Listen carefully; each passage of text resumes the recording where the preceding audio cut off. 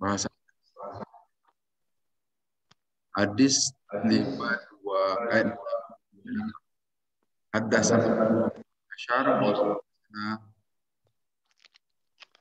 haddatsana Syu'bah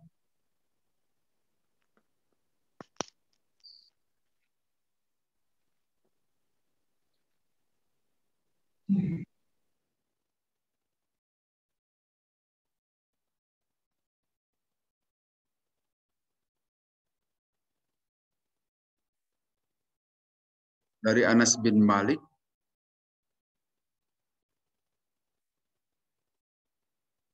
karena ada al-muadzinu muadzin idza adzana apabila mengumandangkan adzan muadzin berdirilah siapa nasun orang-orang para sahabat min ashabin nabi dari para sahabat Nabi sallallahu alaihi wasallam yabtadiruna mereka berlomba artinya menuju mereka itu as-sawaria ke tiang-tiang masjid hatta yahruja sehingga keluar siapa Nabi sallallahu alaihi wasallam wahum dan itu para sahabat kadzalika demikian mereka berada di dekat tiang-tiang Masjid Nabawi waktu itu. Yusalluna mereka para sahabat melakukan sholat ar-raq'ataini 2 rakaat qoblal maghribi sebelum maghrib. Ini peristiwa pada sholat maghrib. Walam yakun dan tidak ada bainal adzani antara adzan wal iqamati dan iqamah itu syai'un sesuatu. Artinya waktunya sangat sempit. Wala berkata Utsman bin Jablah Abu Daud an Syu'bah lam yakun bainahuma tidak ada antara maghrib dan isya itu illa qalilun kecuali waktu yang sedikit sekali pendek jarak antara isya dan maghrib itu. Yang sekarang ditengarai isya itu kelambatan ya. Maghrib itu agak lama 1 jam lebih kan padahal di sini juga dinyatakan itu sebentar sehingga sholat maghrib itu jangan ditunda-tunda harus cepat supaya tidak keburu masuk waktu isya. Kalau di jadwal kita ini isya itu lambat gitu maksudnya. Itu ada masalah dalam soal urusan waktu di kita. Ini hadisnya jelas. Lam yakun bainahuma illa qalilun. Tidak ada waktu antara maghrib dan isya kecuali sedikit saja, pendek jarak antara maghrib dan isya. Jadi oleh karena itu kalau sholat maghrib jangan di akhir waktu. Kalau di akhir waktu kemungkinan sudah masuk ke isya gitu. Insya Allah kalau kita yang suka sholat berjamaah di masjid aman lah. Di masjid walaupun adanya agak telat dengan yang lain, tetapi masih agak jauh ke waktu isya. Di sini dijelaskan ij'al kata Nabi SAW, jadikanlah baina adzanika wa iqamatika antara adzanmu dan iqamah itu qadroma yaprugul akila qadroma yaprugul akilu min akli wa syarib min syurbi. Jadikan waktu antara adzan dan iqamah itu kira-kira orang selesai makan. Kan agak lama ya. Bisa 10 menit ya.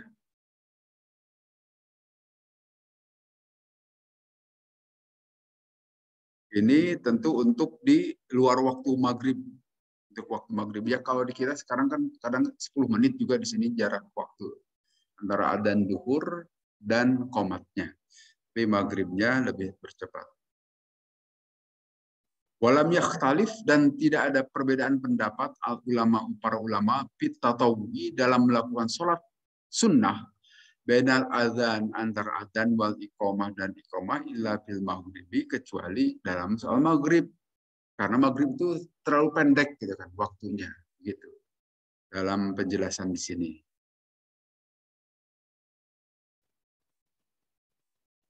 Nah, kemudian dalam hadis yang lain nanti di bawah juga ada Nabi mengucapkan baina kulli adzanaini salatun baina kulli adzanaini salatun. Antara dua adzan yaitu antara adzan dan qomat ada sholat. Antara adzan dan qomat ada sholat. Tapi ketiganya liman sya'a bagi siapa yang mau. Ini sengaja saya tidak semuanya dibaca karena dibaca itu kepanjangan. Lagian ini kalau dibaca semuanya ini untuk para mujtahid sebetulnya. Kalau di kita kan bukan mujtahid. Ini untuk memperoleh penjelasan yang lebih rinci, silahkan baca ini, penjelasan bagus. Tetapi kalau untuk kita kajian di sini, barangkali saya comot-comot saja yang kira-kira penting. Ini juga pada saat pertama kali saya baca semua. Tapi kira-kira tidak perlu semuanya disampaikan, yang ditandai kuning saja. Karena tentu butuh waktu yang agak lama, di samping kita juga di sini ya hanya untuk ngederes saja. Nah, disebutkan pada saat sholat maghrib itu, para sahabat itu yabtadiruna, yastabikuna, mereka berlomba mendekati as-sawaria. Sawaria itu tiang-tiang. Sampai saat ini kan di Masjid Nabawi yang asli itu masih banyak tiang. Yang sekarang udah indah, yang udah dihiasi lampu-lampu. Kalau dulu itu pohon kurma, tiang-tiangnya. Kurma-kurma sudah dilakukan penggantian beberapa kali. Tetapi tempatnya insya Allah tidak berubah, tetap di situ. Karena sekarang juga kita bisa baca kan di tiang-tiang Masjid Nabawi itu ada tulisan ustuwanah. Ustuwanah tahajud, ustuwanah Aisyah, ustuwanah Lubabah. Tiang tahajud disebut. Kemudian tiang Siti Aisyah, tiang Abu Lubabah. Nah, itu Abu Lubabah itu sahabat Nabi yang waktu itu melakukan katakanlah semacam kesalahan, kemudian ditahan atau diberi sanksi oleh Nabi, dicangcang itu, diikat di tiang itu. Nah, tiang sampai saat ini ditulisi di atasnya itu ada yang berwarna hijau. Silahkan kalau ke Masjid Nabawi itu di atas itu ada tulisan-tulisan itu. Tapi sekali lagi tiang yang ada di Masjid Nabawi asli, bukan masjid yang perluasan, itu tidak ada. Nah, tiang-tiang itu demikian banyak. Para sahabat lebih suka melakukan sholat sunnahnya itu di belakang tiang. Maksudnya apa?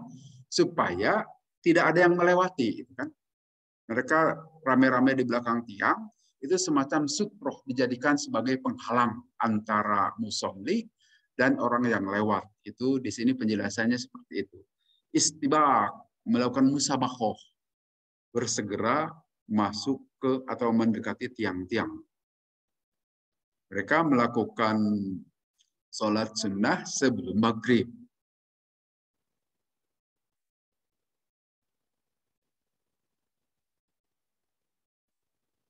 Nah, di sini sejumlah penjelasan baina kulli adzana ini sholat. Antara dua adzan itu ada sholat. Dan seterusnya.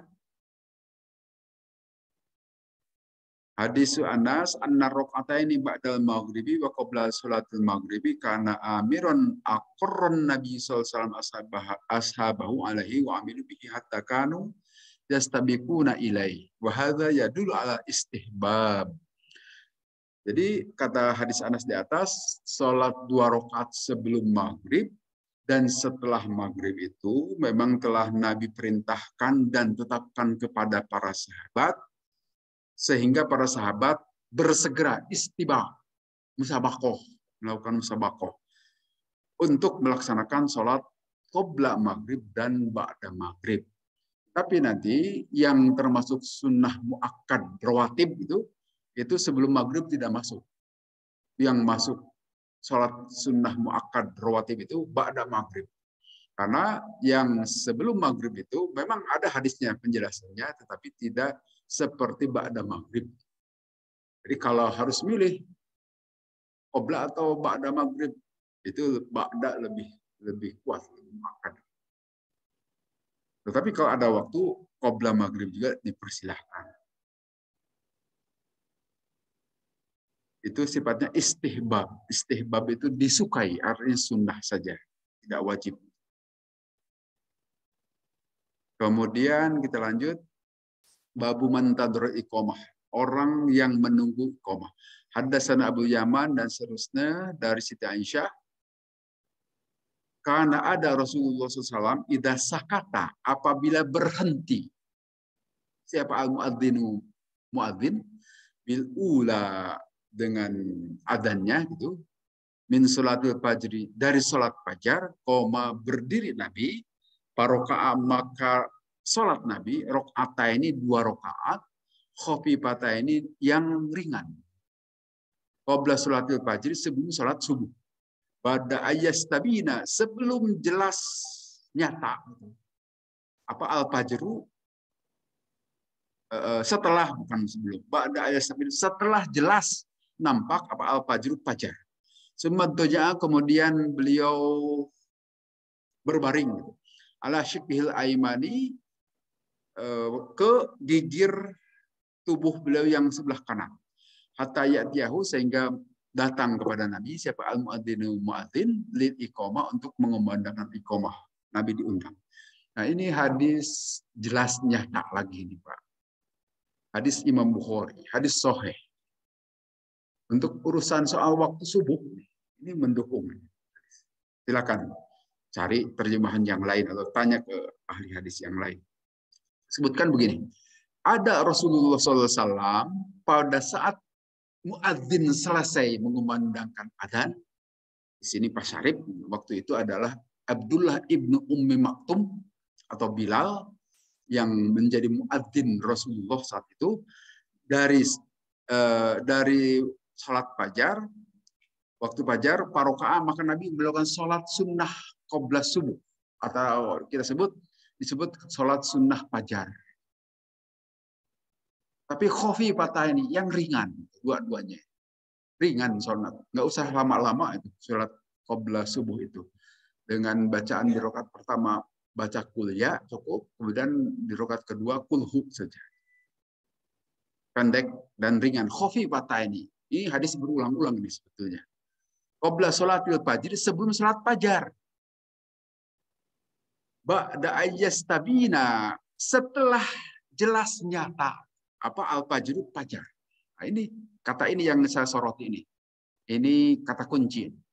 Ba'da ayyastabina, setelah ayyastabina. Bayana, tabayunlah, istilah lain kita sering mendengar satu akar kata. Bayana kalau akar dasarnya itu. Bayan itu jelas, nampak, nyata gitu kan. Nah, ayyastabina di sini ada imbuhan. Kalau dalam bahasa Indonesia itu makan, memakan, itu kan imbuhan. Memakan itu ada imbuhan awalan dan ada akhiran. Nah, ini juga ayyastabina itu kata bayana yang ditambah imbuhan di awalan. Ada hamzah, ada ya, sin, dan ta di sini. Seperti gofaro. Gofaro itu adalah istighfaro, kan? Itu imbuhan. Jadi istighfar. Nah, kalau gofaro itu mengampuni artinya. Tapi kalau istighfaro memohon ampun, meminta. Nah, kalau di sini bayan itu jelas, tapi kalau ayyastabina itu artinya memohon sampai jelas. Nah, artinya di sini setelah sampai jelas dahulu apa al-fajru, keluarnya fajar shadiq. Jelaskan ini hadis ini. Kita nggak usah berselisih jadwal Kemendang atau jadwal ini, tetapi harus jelas dahulu. Terus nampak nyata al-fajru, fajar. Setelah jelas waktu fajar, artinya di sini juga berarti adzannya bisa jadi sebelum keluar fajar. Silakan dimaknai agak dalam di hadis ini. Dilihat, kita akan mengerti sehingga apa yang kita lakukan, insya Allah justifikasinya jelas, alasannya ada, bukan? Kemudian sunnah yang suka dilakukan oleh Nabi yang kita tidak melakukannya, setelah mendengar adzan fajar itu, beliau itu gogoleran gitu kan. Tiduran, Pak. Itu yang dilakukan oleh Nabi. Kalau kita kan setelah adzan fajar ini pada duduk saja. Sebetulnya boleh tiduran. Tapi ini juga ada alasan mengapa Nabi tiduran setelah mendengar adzan fajar, karena beliau itu istirahat setelah melakukan sholat tahajud sebelumnya, kan? Sebelum fajar. Kalau kita barangkali setelah bangun tidur masih seger sehingga tidak tiduran. Tapi ini sifatnya sunnah. Nah, kemudian Nabi melakukan sholat sunnah fajar itu di rumah, bukan di masjid. Di rumah. Nah, setelah sholat sunnah fajar itu beliau tiduran. Nanti setelah jelas waktu fajar tiba, itu diundang Nabi oleh muadzin, oleh Bilal atau Abdullah ibnu Ummi Maktum. Rasul sudah siap jamaah di masjid. Nabi baru keluar. Nah, setelah Nabi masuk ke masjid, baru diiqomah. Nah, sehingga berdasarkan ini, nanti ada pendapat dan di beberapa masjid menyatakan bahwa kalau waktu azan itu yang mengomandonya itu adalah muadzin. MC-nya gitu ya, master of ceremony-nya dari azan itu adalah muadzin. Tapi kalau sholat, yang mengomando memulai sholat itu adalah harusnya imam. Jadi imam itu, ayo silakan mulai kumpul atau kumandangkan iqomah gitu. Nah itu harusnya komando muadzin. Tetapi kebiasaan itu susah di kita, jarang kan, dan di sini juga kita sulit mempraktekannya. Habis imamnya juga ganti-ganti di kita. Kalau zaman Rasul ya imamnya Rasulullah terus. Sehingga pada saat beliau sudah keluar dari rumah, sudah tahu, wah itu sudah siap sholat jamaah dimulai. Mulailah iqomah. Kalau kita sudah pakai jadwal jam lah, saya kira tidak masalah itu, karena imam di kita juga tidak sama, kan berganti-ganti. Tetapi di salah satu masjid di Garut tuh ada di Cipanas ya, kalau saya pulang di masjid itu juga ikut sholat. Nah, kalau mau memulai sholat itu bukan ini mempraktekkan sunnah Nabi kelihatannya. Yang memulai berdiri itu adalah imamnya. Imamnya mulai berdiri mau sholat. Nah, setelah imam berdiri, jamaah juga mulai masuk di saf-saf, barulah itu qomat dikumandangkan. Nampaknya ikut hadis ini. Jadi bukan mukim. Mukim itu yang melakukan qomat, yang melakukan qomat, tetapi siap dulu jamaahnya itu dan imamnya. Nampaknya mengamalkan hadis ini. Tapi umumnya di masjid kita kan tidak. Iqamat dahulu, baru imam, dan bahkan kadang-kadang kesulitan. Siapa yang mau jadi imamnya kan gitu. Lihat-lihat dahulu siapa ini. Sehingga di sini MC untuk sholat itu tetap dipegang muadzin. Nah, sunnah yang juga dilaksanakan Nabi itu ya tidur-tiduran. Kalau kita juga di sini mau tidur-tiduran boleh, itu sunnah Nabi. Tapi jangan tidur keterusan.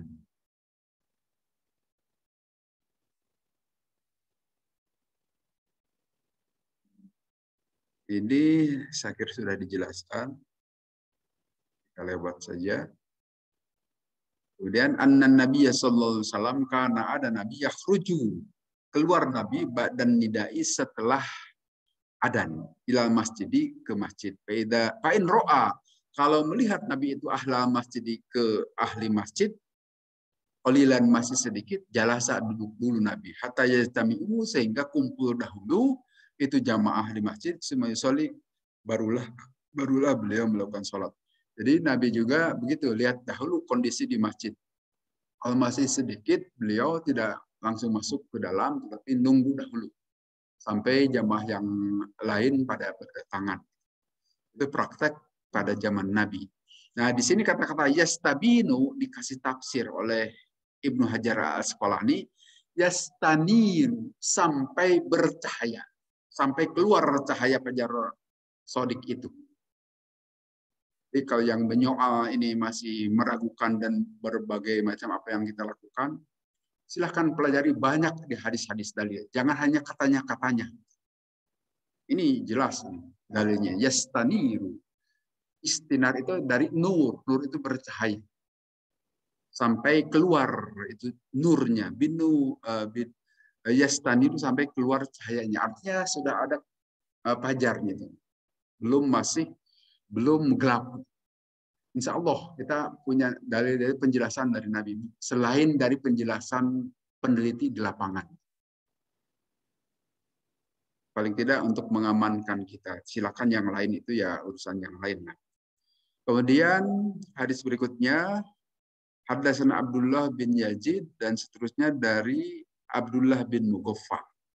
Qala, bersabda Nabi sallallahu alaihi wasallam, ini hadis yang di atas, baina kulli adzanaini, antara dua azan itu salatun, ada salat. Wa baina kulli adzanaini, dan di antara dua azan itu salatun, ada salat. Maqala, kemudian Nabi bersabda bisalisati, di sabda beliau yang ketiga, liman sya'a, bagi siapa yang mau saja. Artinya sholat antara adzan dan qomat itu sunnah saja, bukan wajib. Bagi yang mau silahkan, bagi yang tidak juga tidak apa-apa. Dan ada hadis yang lain, ada doa yang mustajab di antara adzan dan iqamah. Kemudian di hadis berikutnya, ini adzan di perjalanan. Haddasan Mu'ali bin Asad Kola dan seterusnya dari Malik bin Huwairis. Ataitu aku telah mendatangi an-nabiyya Nabi sallallahu alaihi wasallam fi nafarin di satu kaum min qaumi dari kaumku. Kata Malik bin Huwairis. Faqumna maka kami semua berdiri atau tinggal bersama mukim gitu. Indahu beserta Nabi isyrina lailatan selama 20 malam. Wakana dan nampak sekali Nabi itu rohiman rofikon demikian dekat nyaah kacida gitu mungkin bahasa Sunda gampang lagi terhadap mereka yang ikut beserta Nabi. Kalau maroa maka pada saat Nabi melihat syaukana rasa rindu kami karena 20 hari tidak pulang ke keluarga itu ila ahalina ke keluarga kami, pakola maka Nabi tahu. Berkata beliau kepada itu Malik bin Huwairis, irji'u silakan kalian pulang. Aku jadilah kalian nanti fihim beserta keluarga kalian itu. Wa'allimuhum dan ajarilah keluarga kalian itu dengan ajaran agama. Wasallu dan salatlah kalian beserta keluarga kalian. Faidah hadirat maka apabila hadir datang apa as-salat waktu salat fal yu'adzin maka hendaklah mengumandangkan adzan lakum bagi kalian siapa ahdukum salah seorang di antara kalian wal ya ummakum dan hendaklah menjadi imam siapa akbarukum yang paling senior di antara kalian. Nah, ini ajaran dari Nabi SAW yang terkait dengan persoalan adzan. Jadi adzan itu bukan hanya karena di depan Nabi. Pada saat kita jauh dari Nabi, seperti kita saat ini, bahkan tidak bersama beliau, adzan tetap kumandangkan. Jangan sampai tidak dikumandangkan. Walaupun ada yang tidak suka, biarkan saja. Bahkan kumandangkan adzan. Nah, di sini ada seorang sahabat yang ikut Nabi dalam satu muhibah di perjalanan. Nah, kemudian Nabi itu digambarkan dalam hadis ini rohiman rofikon. Rohiman itu demikian sayang gitu. Rofikon demikian lembut Nabi itu kepada mereka yang ikut beserta beliau. Dan Nabi itu bahasa Sunda nama surti gitu kan. Tahu gitu, bahwa orang ini yang lama jauh dari keluarga kelihatannya tampak homesicknya, kerinduan ingin pulang ke keluarganya. Sehingga Nabi saat itu langsung memerintahkan irji'u silakan kau pulang saja karena udah kelihatan tuh ada semacam kerinduan untuk bertemu keluarga, silakan pulang tapi nanti walaupun setelah di keluarga tetap kerjakan ini sholat dan kalau perlu ajarkan juga itu keluargamu perihal agama yang telah kau dapatkan selama belajar beserta Nabi selama 20 malam itu kan. Ini kelihatannya yang dicontoh oleh jamaah tabligh itu kan juga pada keluar. Mereka melakukan khuruj istilahnya. Khuruj itu keluar, memang keluar. Nah, ini yang memang dicontohkan oleh Nabi selama 20 malam nih para sahabat mengikuti. Kemudian di situ Nabi mengajarkan agama dan setelah itu ajarkan oleh kalian kepada keluarga kalian. Dan jangan lupa tetap sholat dan apabila datang waktu sholat kumandangkan adzan. Artinya adzan itu adalah sebagai penanda datangnya waktu sholat. Wal ya ummakum dan hendaklah menjadi imam di antara kalian jamaah itu akbarukum yang paling senior. Senior kalau di sini akbar itu lebih kaitannya dengan umur. Umurnya yang paling tua lah. Tapi dalam hadis lain nanti kalau umurnya sama-sama tua, yang paling mengerti, yang paling paham terhadap Al-Quran dan Sunnah Nabi saja. Kemudian hadis berikutnya.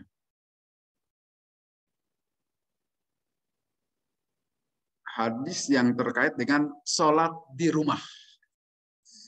Haddatsana Muslim bin Ibrahim, qala haddatsana dan seterusnya dari Abi Dar ini, dari Abi Dar, qala berkata Abu Dar, kunna ada kami semua, ma'an Nabi beserta Nabi sallallahu alaihi wasallam safarin dalam satu perjalanan. Paroda maka menghendaki atau memaksud siapa al-muadzinu muadzin ayu adzina untuk mengumandangkan adzan. Pakola kemudian Nabi bersabda lah kepada muadzin, abrid, tunggu dulu sampai dingin. Semua aroda kemudian muadzin ayu adzina ingin adzan lagi. Pakola bersabda lagi Nabi kepada muadzin, abrid, tunggu sampai dingin dahulu. Sampai 3 kali itu Nabi begitu. Muadzin ingin segera adzan, tetapi kata Nabi, nanti tunggu dahulu sampai dingin saja, matahari sampai turun dahulu. Hatta sawadillut tulula, sehingga itu bayang-bayang sama dengan bendanya. Nah, kelihatannya ini adalah waktu sholat asar. Waktu asar, barangkali waktu itu mau adzan, muadzin itu masih kondisi panas, yang kalau kondisi itu sebetulnya masih waktu duhur. Waktu duhur ini mau adzan asar. Nah, oleh Nabi dicegah, jangan dahulu, nanti tunggu sampai dingin. Nah, pengertian dingin di sini, sampai matahari nanti bayang-bayang itu sama dengan panjang bayang-bayang benda. Itu kan tanda waktu sholat asar tiba. Tunggu dahulu sampai waktunya datang, waktu sholat asar di sini. Kemudian Pakola bersabda Nabi SAW, inna syiddatal harri, sesungguhnya panasnya itu terik hari ini itu bin pahi jahannam, dari hembusan itu jahannam. Saat itu dalam keadaan demikian terik, Nabi memberikan penjelasan begitu. Tunggu dahulu. Di hadis-hadis sebelumnya kita juga mengetahui waktu sholat duhur kan, duhur apabila sedang panas terik itu oleh Nabi tunggu sampai agak mereda. Jadi tidak di awal waktu juga tidak apa-apa. Sampai mereda dulu panasnya. Tetapi itu di subtropis, di Madinah saat itu. Di daerah Saudi Arabia sekarang kan. Yang mengenal musim panas, ada 4 musim. Musim panas dan musim dingin yang ekstrim panasnya itu. Ya, kita tahu dari para jamaah haji kan kalau sedang panas itu sampai 40 derajatan lebih. Kita nggak sampai 40 derajat. Dikasih panas 30 derajat saja kita sudah kegerahan. Kalau di sana itu sampai 40 derajat. Sehingga wajar Nabi memberikan arahan begitu. Kalau di kita sepanas-panasnya waktu duhur tidak akan sampai 40 derajat. Sehingga tidak perlu ditunggu sampai dingin juga. Silahkan saja mulai. Karena cuaca yang berbeda. Kemudian di hadis berikutnya. Haddatsana Muhammad bin Yusuf dari Malik. Qala berkata, itu Malik, ata telah datang rojulani 2 laki-laki an-nabiyya kepada Nabi sallallahu alaihi wasallam, yuridani, keduanya berencana as-safaro, melakukan perjalanan.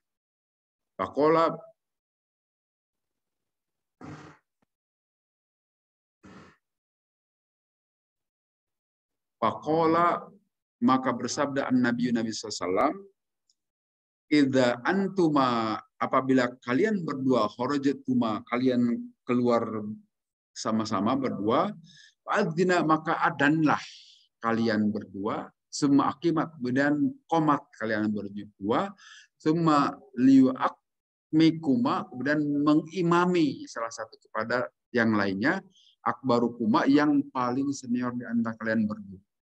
Ini petunjuk Nabi juga begitu. Pada saat kita melakukan perjalanan, kalau mau melakukan sholat di perjalanan, di sini barangkali di padang pasir kan. Kalau di kita barangkali hutan atau di jalanan, di gunung dan dimanapun, silakan kumandangkan adzan. Tidak apa-apa. Bukan, tidak pasti di masjid memandangkan adzan itu. Di luar pun silakan kumandangkan adzan. Seperti kalau kita mau melakukan wisata, silakan adzan di dimanapun, tidak mesti di masjid. Kemudian di hadis berikutnya, haddatsana Muhammad bin Musanna dan seterusnya dari Abi Kilabah. Haddatsana Malik, membacakan hadis Malik. Ataina, kami semua datang ilan Nabi, kepada Nabi sallallahu alaihi wasallam, wa nahnu, dan kami semua syababatun, para pemuda, mutaqaribuna, yang sepantar semuanya, yang sebaya. Aqamna, maka kami tinggal indahu, beserta Nabi, isyrina yauman wa yatan, 20 hari 20 malam. Ini sama dengan hadis di atas. Wakana, dan ada Rasulullah SAW itu rohiman rofikon, yang sangat sayang dan sangat lembut. Kalau madonna, pada saat menduga Nabi, anna, sesungguhnya kami semua, qad ishtahaina, kami semua rindu, ahlana, kepada keluarga kami, atau ishtaqna, atau kami semua kelihatan rindu, sa'alana, bertanya Nabi, aman, dari orang, tarokna, yang kami tinggalkan, ba'dana, setelah kami semua, yaitu keluarga. Akhbarnau, maka kami mengabarkan kepada Nabi perihal keluarga kami, bahwa kami meninggalkan keluarga.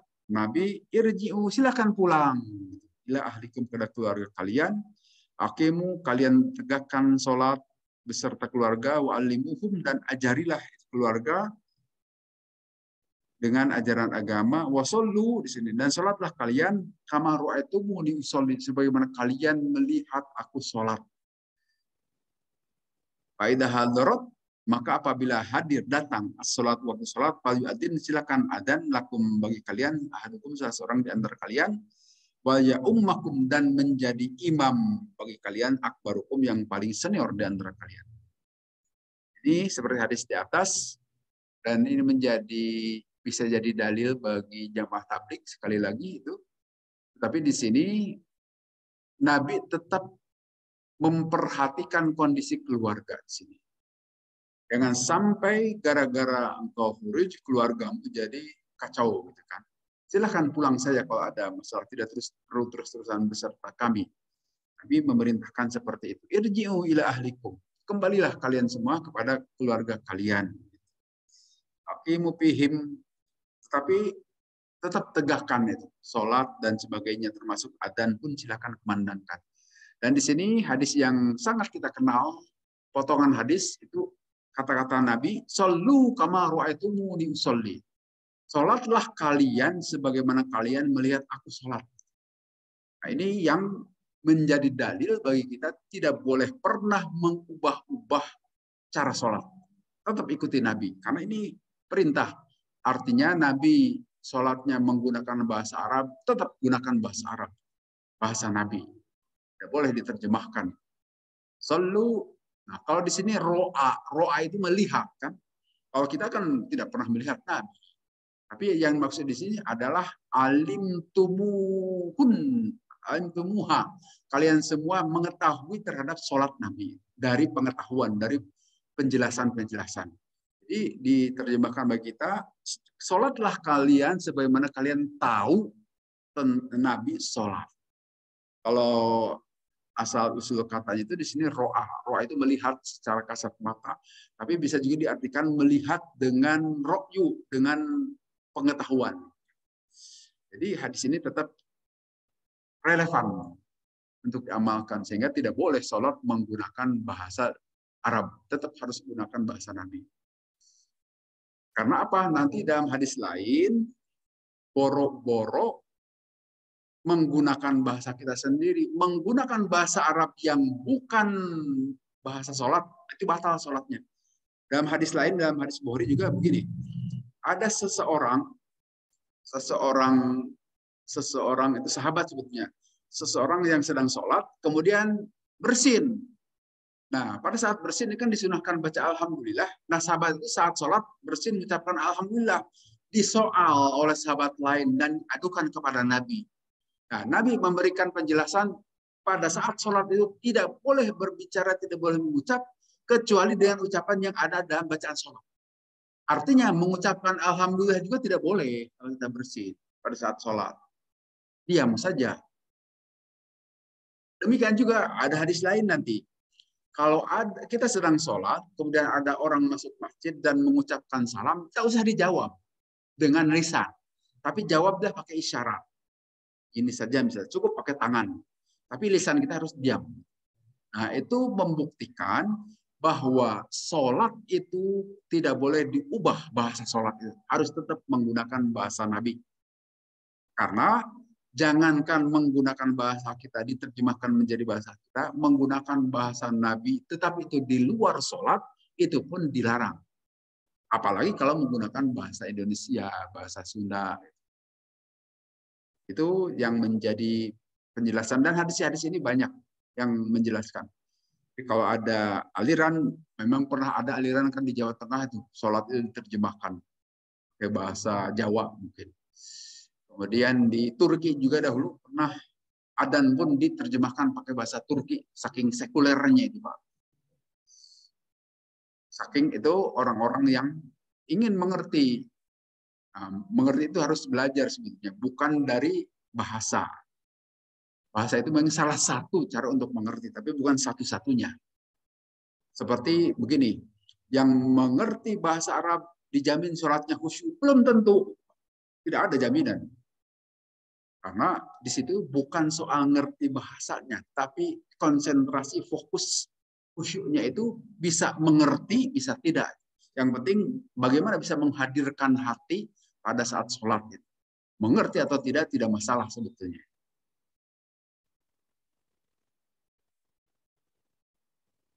Kemudian di hadis berikutnya kita lewati.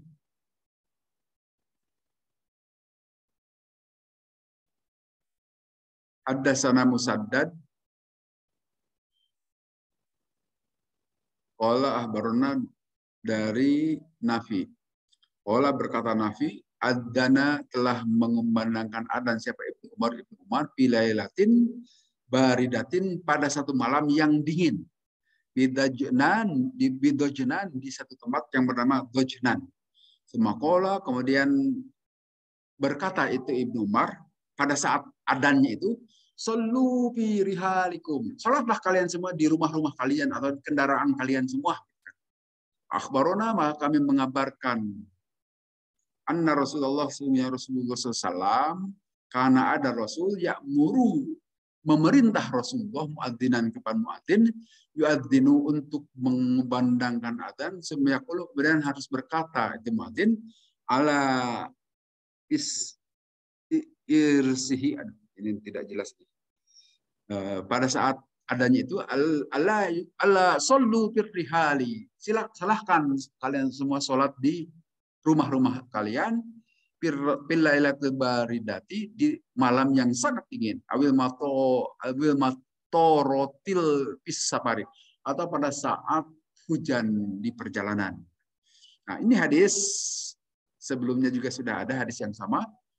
Jadi pada saat adzan bisa saja jika terjadi musibah memberitahukan kepada jamaah supaya tidak perlu datang ke masjid kan. Di sini sallu fi rihalikum. Silakan salat di rumah-rumah kalian. Sallu fi rihalikum. Salatlah di rumah-rumah kalian. Itu bisa boleh kalau ada musibah atau wabah. Nah, kalau salat di rumah itu ada jelas contoh dari Nabi kan.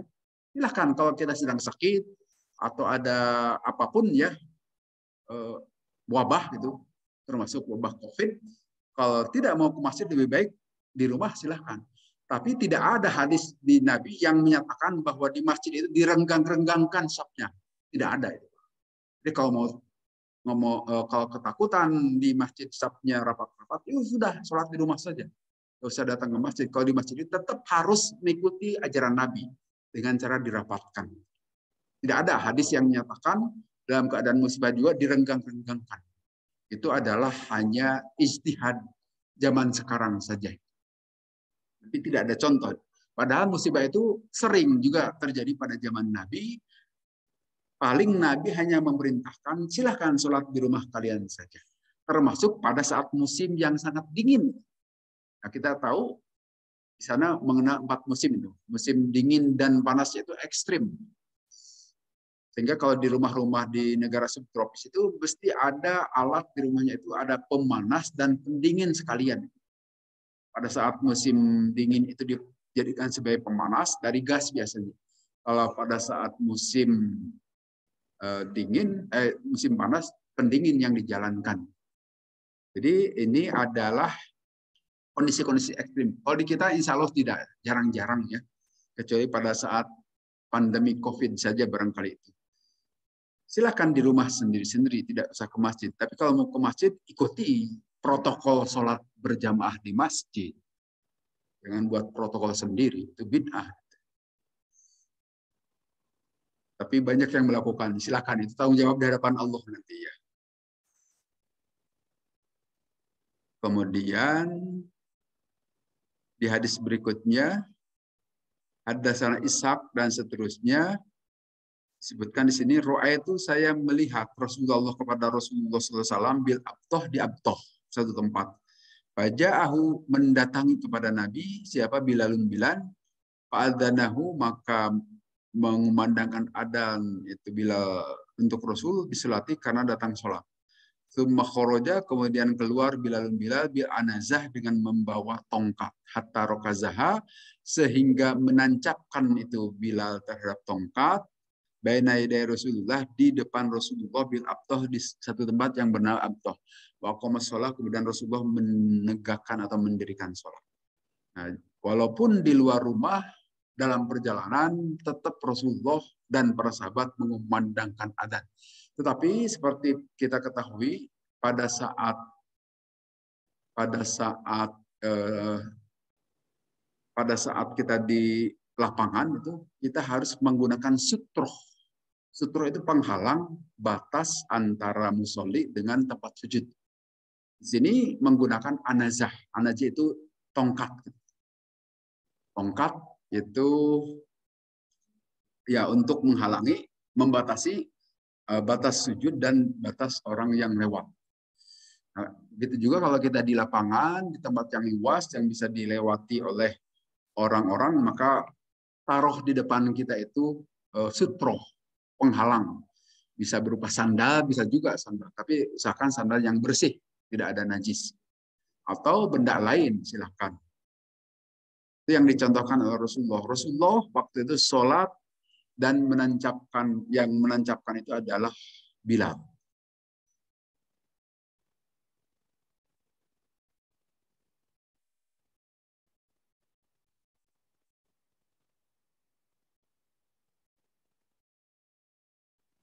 Kemudian hadis terakhir, haddatsana Muhammad bin Yusuf, haddatsana Sufyan an Aun bin Abi Juhaifah an abihi annahu sungguhnya bapak Abi Juhaifah itu dilihat ro'a melihat Bilalan kepada Bilal yu'adzinu beliau itu adzan faja'altu maka aku menjadikan atatabba'u aku mengikuti pahu mulut Bilal hahuna begini gitu bil adani sewaktu adzan. Jadi ucapan tadi kan di video disebutkan yang adzan tadi itu memiliki sanad riwayat bagaimana mengumandangkan adzan. Hadis ini menjelaskan memang ada sahabat yang melihat bagaimana ucapan atau mulut Bilal itu dibuka tutup pada saat adzan diikuti. Nah itu terus diriwayatkan itu. Diriwayatkan oleh para sahabat sampai nanti kepada ulama-ulama lain yang mereka itu memegang sanad. Begini cara mengumandangkan adzan. Sehingga adzan yang tadi kita dengar di video kan tidak jauh beda dengan adzan tasyrik. Sudah sesuai dengan adzan Bilal kelihatannya. Dengan adzan Pak Tanu dan adzan Pak Udin juga kan. Sudah nyekruk dengan adzan Bilal. Pak. Insya Allah sudah nyunnah. Tidak ngarang sendiri. Nah, perlu diingat, perhatikan pada saat adzan Bilal itu, tentu adanya sambil berdiri kan. Nah, jangankan harus berdiri, beliau sendiri naik ke tiang atau ke satu tempat yang tinggi dengan maksud supaya kedengar oleh banyak orang. Kalau adzan duduk kan lebar suaranya juga lebih terbatas. Tapi kalau berdiri makin luas. Apalagi kalau di tempat tinggi, makin lebar saja jangkauan suaranya. Nah, itu pada saat adzan itu jangan lupa, pada saat ucapkan hayya ala sholah, belok ke kanan. Lihat begini. Sambil ini tangannya nutup telinga. Lihat ke sebelah kanan, berarti ke sana. Hayya ala sholah, hayya ala sholah. Kalau hayya ala falah justru ke kiri gitu kan. Lihat. Itu yang diriwayatkan dari Bilal. Nah, para muadzin dari sisi suara pengucapannya sudah insya Allah mudah-mudahan sudah ngepas dengan gaya adzan Bilal. Tinggal caranya nanti pada saat berdiri, pada saat mengucapkan hayya 'alas shalah lihat ke kanan gitu. Pada hayya 'alal falah lihat ke kiri. Harus ada gerakan seperti itu. Itu saja saya kira untuk bahasan hadis pada hari ini. Kita cukupkan sampai di sini.